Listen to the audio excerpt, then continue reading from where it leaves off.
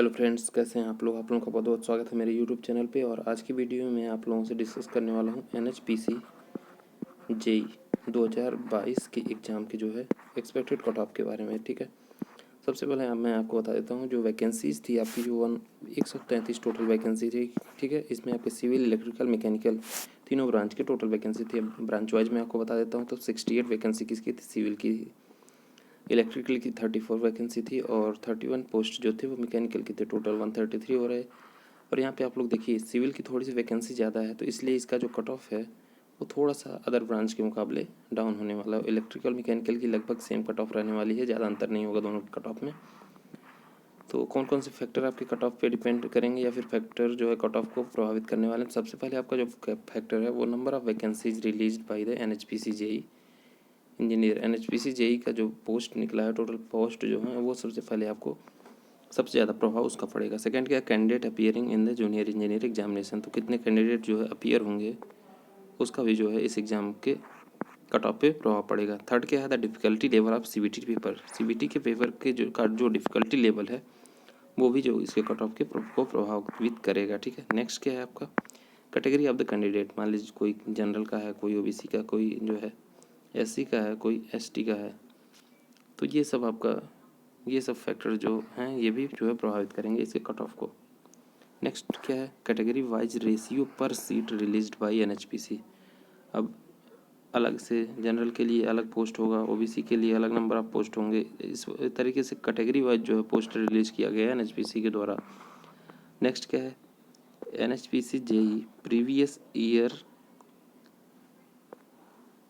Cut off trends. जो previous year के cut off का ट्रेंड बनता आ रहा है उसके अकॉर्डिंग भी जो है कट ऑफ आपका चेंज होगा। किस तरीके से आपके नंबर कैलकुलेट किए जाएंगे? तो आपके 200 क्वेश्चन जो है एग्ज़ाम में 200 क्वेश्चन थे।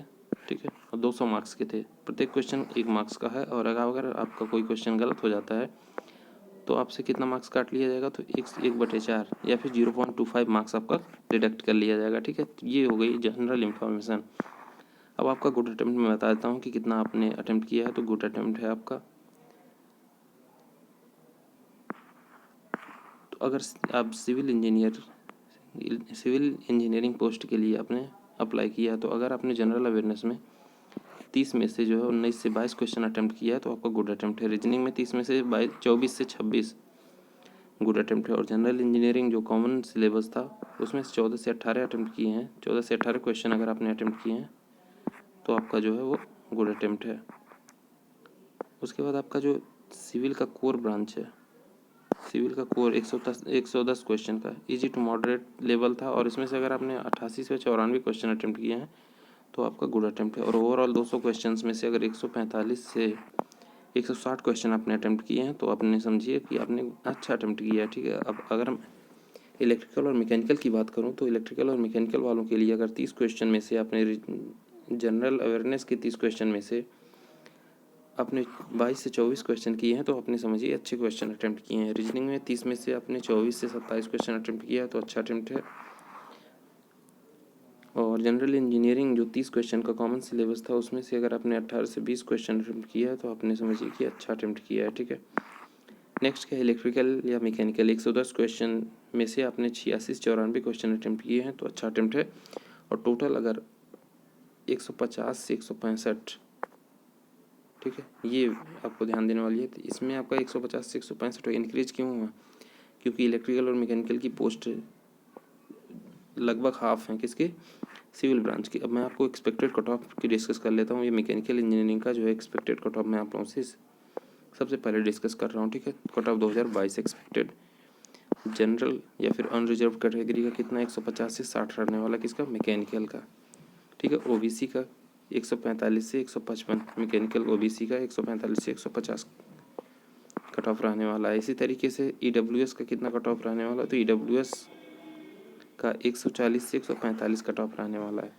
इसी तरीके SC आपका 135 से 140 और ST का जो है 130 से 135 कट ऑफ रहने वाला है किसका? मैकेनिकल ब्रांच का। ये हो गया आपका टोटल मैकेनिकल इंजीनियरिंग के सभी ब्रांच का कट ऑफ। अब मैं आपको सिविल इंजीनियरिंग का जो है कट ऑफ डिस्कस करने जा रहा हूँ। ठीक है, NHPC civil junior engineer expected cut off 2022, इसमें जो आपका है सबसे पहले जनरल कैटेगरी का देख लेते हैं कितना कट ऑफ आने वाला है।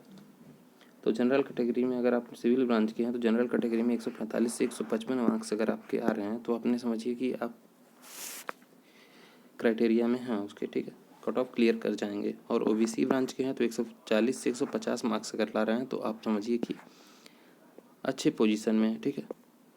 नाउ ईडब्ल्यूएस कैटेगरी का 135 से 145 मार्क्स अगर आप ला रहे हैं ईडब्ल्यूएस ब्रांच से, ईडब्ल्यूएस कैटेगरी से अगर 135 से 145 मार्क्स ला रहे हैं तो आप समझिए कि सेफ़ हैं। और एससी का 130 से 140 सेफ स्कोर होगा।